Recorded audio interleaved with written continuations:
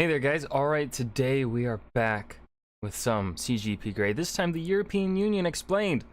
The star, asterisk, whatever you want to call it, in the title. I don't know why. Anyways, before we dive into the video, make sure you go check out the links in my description box or in my pinned comment in the comment section below. I have a link to my Twitch channel where I stream Monday, Tuesday, Wednesday, Fridays, and Saturdays from 6 p.m. to 9 p.m. US Central Standard Time. I'd love it if you went ahead and threw me a follow over there and came and chatted in the chat when I go live. The other link that's pretty important is my gaming channel link here on YouTube.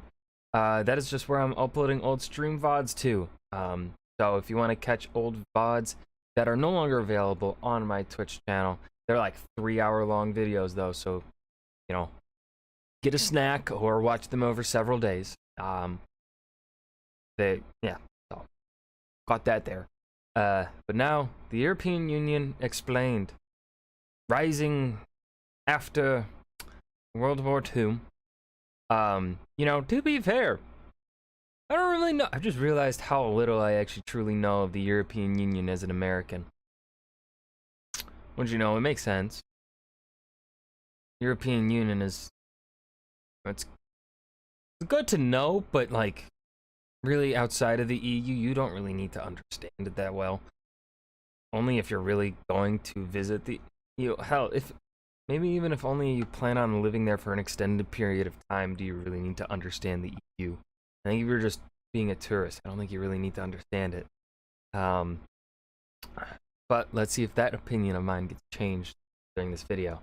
Let's dive in. European Union. Obviously here somewhere, but much like the European continent itself, which has an unclear boundary, the European Union also has some fuzzy. I always think of the boundary of Europe. I don't know if this is I always think of once you go past, so stay north of the Caucasus, and then as far east as the Urals, that is Europe. That is still Europe. South of the Caucasus is you get in the Middle East, and Middle East is considered Asia. Except for, is Egypt considered part of the Middle East since they're part of Africa? I'm not sure what that term is for. But yeah, that's how I always kind of picture, because it's like a natural barrier, right? Urals, the barrier to the east, the Caucasus, barrier to the south. That's how I view it. Yeah.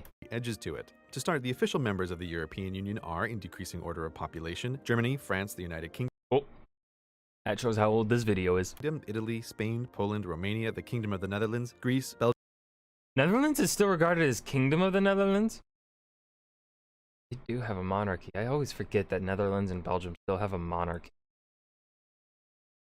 Belgium, Portugal, the Czech Republic, Hungary, Sweden, Austria, Bulgaria, Denmark, Slovakia, Finland, Ireland, Croatia, Lithuania, Latvia, Slovenia, Estonia, Cyprus, Luxembourg, and Malta. The edges of the EU will probably continue to expand further out as there are other countries in various stages of trying to become a member. Turkey becoming a member is such a... That's a tough decision, because technically they are not European, right? They're Asian. I mean, yeah, the western half of Istanbul is in Europe, then the rest of the nation, the vast majority of the nation, like 8% of the nation is in, not population, but like 98% of the country's landmass or whatever is in Asia. So that one's a very tough decision, because obviously geographically speaking, they are closer to Europe. And also based on their, you know, historical, I guess, relationship with Europe, they are, you know, closer ties to Europe than probably, you know, pretty much all other nations, because of also the geographic location. So it makes sense, but it also doesn't make sense as to what, you know, I understand the reasons why Turkey wouldn't be in. We're talking like Europeans. But yeah. How the EU works is hideously complicated and a story for another time, but for... Hold on, Europe, what the fuck is this? This looks disgusting. Ew. This video, you need know only 3 things. First, countries pay membership dues, and second, vote on the laws they all must follow, and third, I saw a creeper in that chamber there. Citizens of member countries are automatically European Union citizens as well. This last means that if you're a citizen of any of these countries, you are free to live and work and retire in any of the others, which is nice, especially. You know what?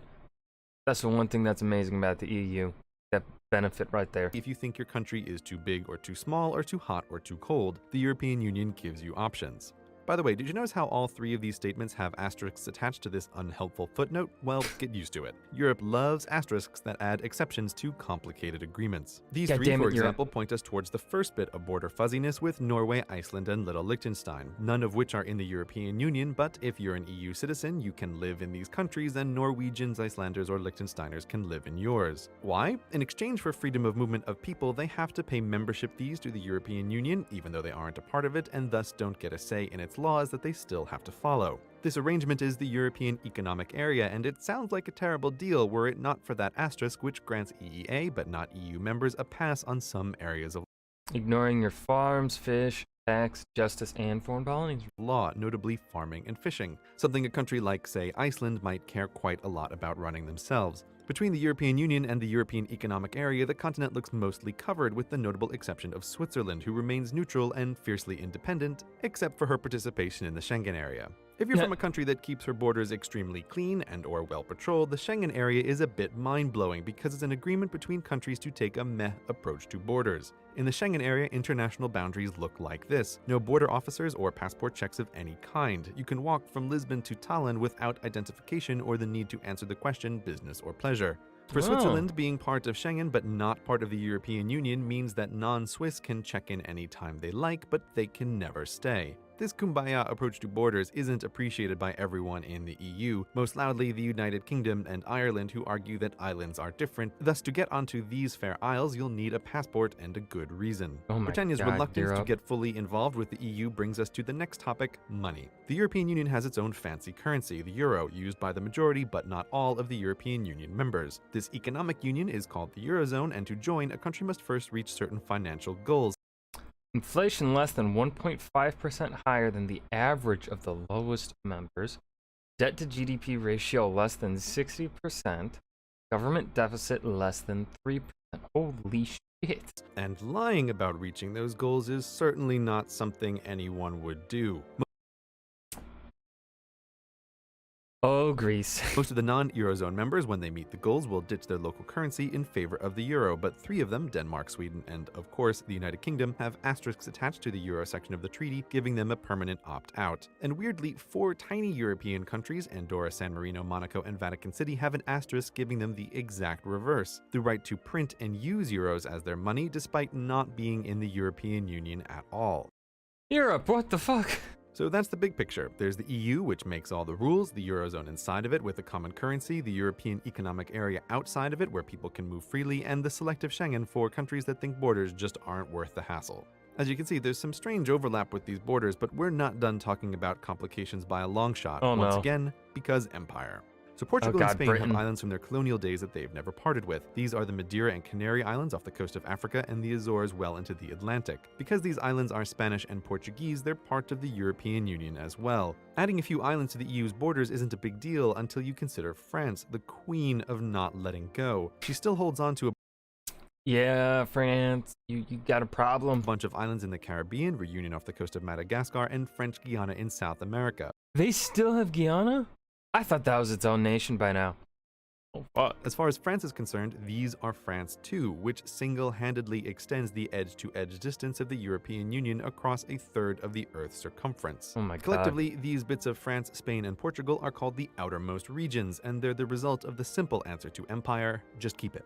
On the other hand, there's the United Kingdom, the master of maintaining complicated relationships with her quasi-former lands, and she's by no means alone in this on such an empire-happy continent. The Netherlands and Denmark and France, again, all have what the European Union calls overseas territories. They're not part of the European Union, instead they're a bottomless well of asterisks due to their complicated relationships with both the European Union and their associated countries, which makes it hard to say anything meaningful about them as a group, but in general, European Union law doesn't apply to these places, though in general, the people who live there are European Union citizens because in general, they have the citizenship of their associated country, so in general, they can live anywhere in the EU they want. In general, I think I understand. But in general, other European Union citizens can't freely move to these territories. In general, I am thoroughly confused. Which makes these places a weird, semi-permeable membrane of the European Union proper, and the final part we're going to talk about in detail, even though there are still many more one-off asterisks you might stumble upon, such as the Isle of Man, or those Spanish cities in North Africa, or Gibraltar, who pretends to be part of southwest England sometimes, or that region in Greece where it's totally legal to ban women, or Saba and friends, who are part of the Netherlands and so should be part of the EU but aren't, or the Faroe Islands, upon which while citizens of Denmark live, they lose their EU citizenship, and on it goes. These What the asterisks fuck? almost never end, but this video must. But the video. Europe, I just have one thing to say to you after watching this. What the actual fuck? Why so many asterisks? Why not just make it simple? Just make it simple. God. That was the European Union Explained asterisk. I hope you guys enjoyed. I'm genuinely thoroughly confused. Remember to hit that like button and subscribe for more, and I will see you guys in the next video. Peace.